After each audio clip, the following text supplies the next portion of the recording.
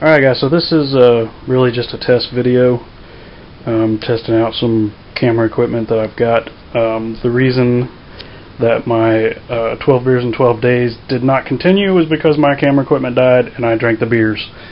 So I thought I would just get on here with some more camera equipment that I've got finally, and show you a little woodworking project that I'm doing. As you can see, I have a very small shop at this point. It's a 12 by 16 building that I've converted into one. There's a brew closet, which I'm still working on it, hence the mess. There's a brew closet, has a it's insulated and has a small heater, and I'm working on getting a small refrigerator to put in there. But anyway, just in case you guys are, or if there are any other carpenters or woodworkers out there, I had to do something to make my table saw system more compact. And it used to be that this table actually sat out in front of my table saw because I had enough room in my old shop before I got married and moved. So that was perfect. It was great.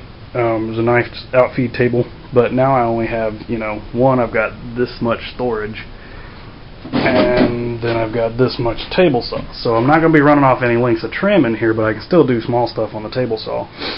So I thought I'd make life a lot easier and build this this system right here, which is just a small table saw stand that holds table saw, but it's got a place, obviously, an access panel to get up underneath the saw and work on that. It also has dust collection right here, which hooks in from the back. As you can see, right there's a dust collection. And this is all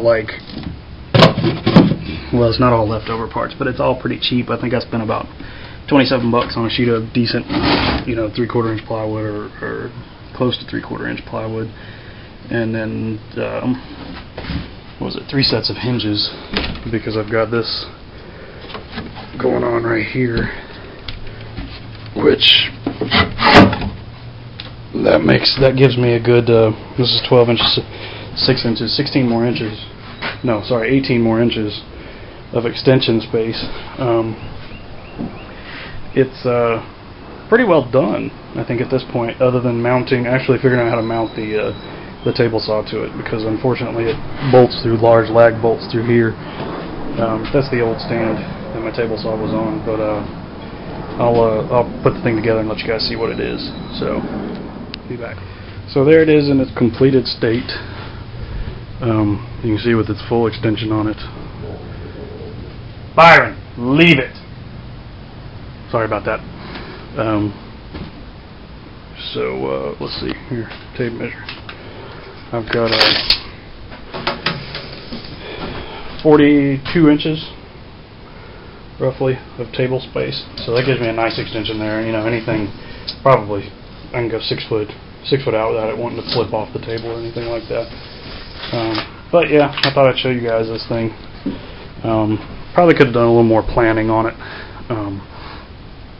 But I just decided, last night I drew it up and decided to build it today so I could get my building organized, my shop organized rather. Oh, and there's another cool thing too.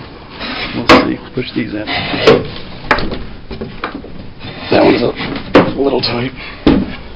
There it is, folded up. And cool thing is, what I do here, to move it, it is a little heavy. So these guys, I just lift up on the front of it and kick these guys underneath. And this guy stores quite nicely, just sitting right on those things. I'll show you, hold on. So yeah, you flip that guy up on the front, shove those underneath, and then it's just as simple as, let's see if we can. So it's just as simple as lifting this guy up, rolling it forward, and then it sits in a nice storage space right there in the midst of all that shelving. So if you guys are organizing a small shop, feel free to shoot me an email, man. I got all kinds of ideas for patterns and things like that for compact mobile woodworking tools.